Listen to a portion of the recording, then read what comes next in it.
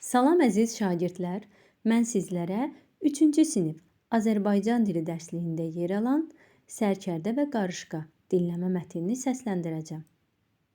Bir gün bir sərkərdə döyüşdə məğlub olur. Tamam ruhdan düşür. Bikef halda oturub fikirləşirdi. Birdən binanın divarında hərəkət edən Qarışqa sərkərdənin gözünə sataşdı. Qarışqa bir buğda dənəsini divarla yuxarı qaldırır, gücü çatmayıb yerə salırdı. Qarışqa yenə də buğda dənəsini götürüb divarla yuxarı dırmaşırdı. Beləliklə, Qarışqa 39 dəfə buğdanı yerə saldı. Nəhayət, axırıncı dəfə o, buğda dənəsini öz yuvasına apara bildi.